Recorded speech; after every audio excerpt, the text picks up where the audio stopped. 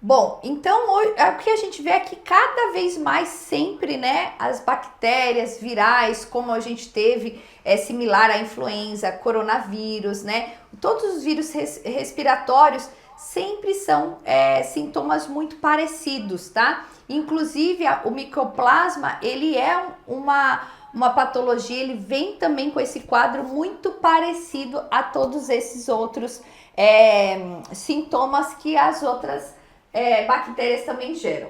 Então é a gente detectar e tratar, tá? E qual o tratamento que a gente vai fazer? É o mesmo que nós vamos fazer para todo tipo de ataque viral ou bacteriano no intestino, tá bom?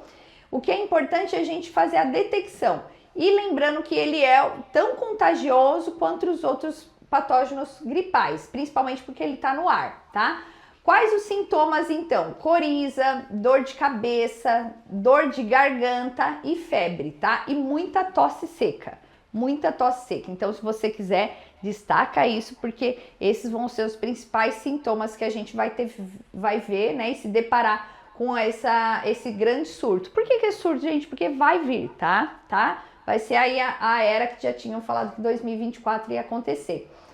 E por que tudo isso, né? Por que a gente se vê tão contaminado e como tudo mudou, né? Ainda que a gente quer se deparar, consumir alimentos saudáveis, o tempo inteiro nós estamos nesse ataque, dessa contaminação, seja gripal, bacteriano e seja de contaminantes. Um dos contaminantes que tem cada vez mais prejudicado também a nossa saúde são os agrotóxicos. Então a gente tem visto cada vez mais os agrotóxicos presentes no nosso alimento, tá bom? Algo que também se destaca aqui, gente, isso daqui são tudo eu trouxe para vocês, tá? O que de fato a gente tem mais visto recorrente em nossos pacientes e é o que vai trazer cada vez mais nossos pacientes adoecidos e desequilibrados por conta dessas alavanches, como a gente falou, os ataques virais, bacterianos, tá? Agrotóxicos, contaminantes.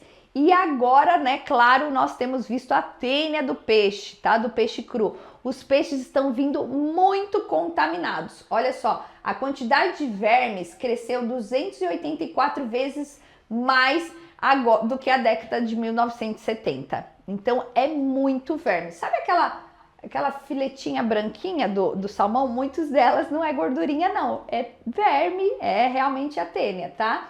Então cuidado com os peixes crus, tá? Eu tenho visto muitos pacientes consumindo, passando muito mal, vem contaminado, vem com intoxicação, tá bom? Vem com intoxicação. A gente tem aqui até, né, a Gi, né, que tá aqui na aula, que também teve aí uma contaminação super séria, foi até pro hospital por conta de comer o peixe cru. Então, assim, oriente também os seus pacientes, tá? Oriente os seus pacientes o quanto tem vindo contaminado os peixes salmão cru, tá?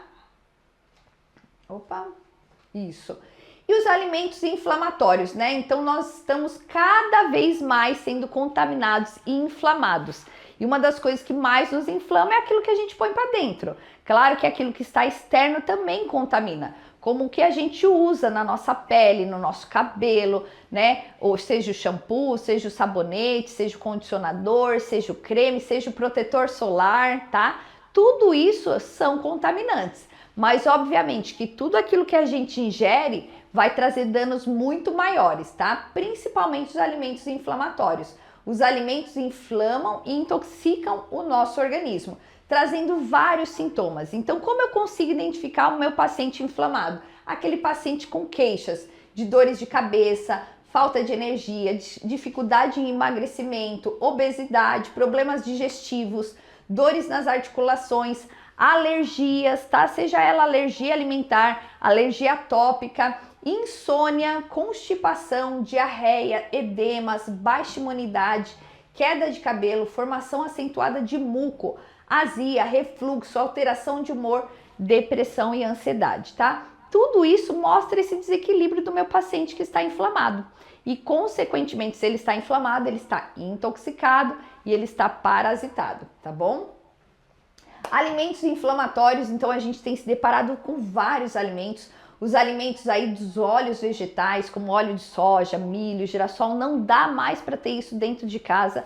Nós, ainda que esteja óbvio para nós, isso é algo que nós precisamos conversar com o nosso paciente, porque muitas das vezes ele ainda tem esses ingredientes dentro da casa dele e faz muito uso, tá? Então a gente tem que ir pela base. Olha, você come muita fritura? Porque às vezes a gente tá só ali no glúten, né? Só ali no leite, mas a gente às vezes nem pergunta para ele se ele usa óleo, às vezes ele usa e usa muito, né? E acha que tá tudo bem.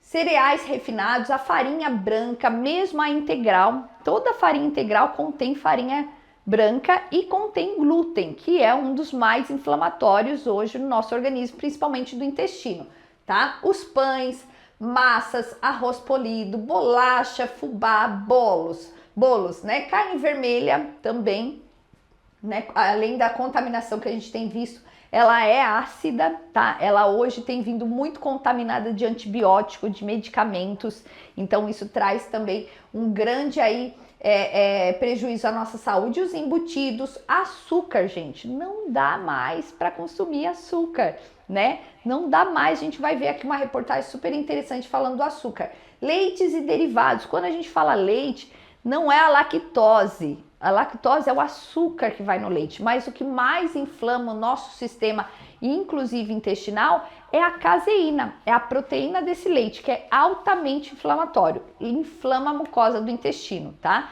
Vocês viram ali naquele vídeo que nós vimos inicialmente, né? O nosso intestino fluido ali, a gente fez uma viagem por dentro da tubulação. Vocês viram ali várias sujeirinhas, mucosidades, né? Viram parasitas. E como que estavam esses parasitas? Alguns soltos, mas muitos grudados na mucosa. Por quê? Porque de fato o glúten vai colando, ele é uma cola, ele colou e cola tudo junto, que passa por ali, gruda ali nessa mucosidade onde o glúten faz essa cola, né? Plastifica aquela região e vai ficando tudo ali, tá? Então por isso que a gente tem que de fato entender que não dá mais para fazer esses consumos, né? Ainda que o paciente, mas de vez em quando, vai a postura sua com ele e o objetivo que ele tem. Se é um paciente que está extremamente inflamado, não tem como. Se é um paciente de câncer, um paciente que precisa reabilitar rápido, não tem como. A gente tem que realmente priorizar a vida dele, tá? Batata, bebidas alcoólicas, né? Todos esses alimentos, inclusive com alto índice glicêmico, vai trazer inflamação ao organismo, tá? E claro, os alimentos industrializados, cheios de corante, conservantes, aromatizantes, tá bom? Substâncias químicas, a gente tem que de fato conscientizar o nosso paciente. Olha que interessante essa reportagem, tá? Globo do Bem-Estar.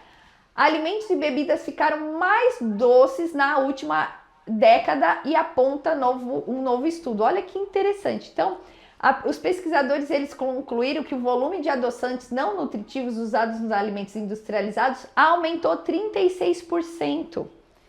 Então a gente não se dá conta do que eles estão fazendo, né? Às vezes a gente nem tem ideia do que está indo ali naquela bolacha, do que está indo naquele pão, tá? Porque o pão também tem açúcar. Então assim, eles aumentaram. E a história de diet, essa história de light, isso tudo é tudo farinha, né? É tudo mentira, enganação da indústria alimentícia. A indústria alimentícia tá assim, ó, com a indústria farmacêutica, virou outra, né? Outra que tá matando a população. Por quê? Porque a população acha que tá podendo consumir, que é super saudável, porque não tem lactose, porque é diet, porque não tem açúcar, mas tá cheio de adoçante, tá? 36% a mais do que antigamente. E tá achando que tá abafando, e que na verdade, né, e que tá sendo saudável, e não é, gente. Então tem que excluir, tem que ler rótulo, tem que aprender a ler rótulo, tem que aprender a ler rótulo com o seu paciente na sua mesa, tá? Ler o rótulo, orientar. A alimentação é uma das bases mais importantes na orientação com o nosso paciente, porque senão ele vai se esforçar, vai se dedicar e vai errar. E eles erram, e erram muito, e por não ter o conhecimento. E quem é essa base de conhecimento? Quem tem que ensinar, pegar na mão desse paciente, acompanhar, ver se de fato ele está fazendo certo, se está havendo dúvida, somos nós, tá? Se a gente não fizer isso, ele vai errar, ele vai ter insatisfação nos resultados por conta disso, tá? E aqui é muito legal essa reportagem também do Estadão. sabendo por que a causa, né, o glúten é a causa dos problemas hoje e não tanto no passado. Por que então tanto se fala do glúten? Ah, mas minha avó comia glúten, meu avô, antigamente a gente também comia pão e não tinha hoje tanta inflamação quanto nós vemos até nas crianças, né? Então, antigamente nós, quando criança, consumia, não tinha tantos danos, porque o glúten foi modificado, tá? Hoje existe 20 vezes mais glúten no trigo do que 40 anos atrás. Então, essa é a resposta. É isso que a gente vai, de fato, conseguir identificar e mostrar para o nosso paciente. Nas décadas de 60 e 70, as plantações de trigo nos Estados Unidos e no México tiveram grande perda. E aí, o que aconteceu? Foi feita, então, uma mutação genética para aumentar, então, o rendimento da plantação. Então, tudo isso é comercial. Tudo isso é para que aumente o rendimento, para que, né, a plantação seja mais vasta, traga mais retorno e respostas para eles, tá? Então, olha só, aqui ó, na época não foram desenvolvidas pesquisas para saber essa novidade seria bem recebida pelo organismo humano. De acordo então com empresas brasileiras de agropecuária, atualmente existe 20 vezes mais glúten no trigo do que 40 anos atrás. O consumo deles entre os brasileiros também aumentou muito nas últimas décadas, né? Porque antigamente a gente não tinha tanta variedade. Era mais o pão, era mais o macarrão. Hoje é uma infinidade, só tem farinha, só tem glúten. Tudo, você vai numa padaria, o que tem na padaria sem glúten? O que não vai farinha ali? Tudo é glúten, então tem uma vasta, né? Torta, é bolo, é nuts, tantos lanchinhos, tantas coisas. Tudo vai farinha, tá? Então aumentou também a variedade, então por conta disso aumentou também muito o consumo, tá? O consumo dentre os brasileiros também aumentou nas últimas décadas e passou 30 a 60 quilos a mais por ano, tá? Esse excesso justifica a nossa dificuldade então de digerir o glúten, tá? Que hoje é muito maior do que no passado. Então, além de ele ter sido modificado, o consumo ter aumentado, o corpo não tem mais disponibilidade de conseguir fazer esse processo de digestão dele, tá? A maioria do trigo que se consome por aqui é refinado, tá? Esse refinado retira boa parte das fibras e vitaminas e faz com que ele tenha 65% de amido. O que é isso? O índice glicêmico lá em cima. Então, gente, é veneno atrás de veneno, é veneno com veneno com veneno. Tá? Não serve para nada, não nutre nada, inflama, intoxica, tá? E ainda aumenta extremamente o índice glicêmico, trazendo com que essa farinha, esse consumo seja apenas açúcar, se transforma tudo em açúcar. Então não tem como mesmo, tá?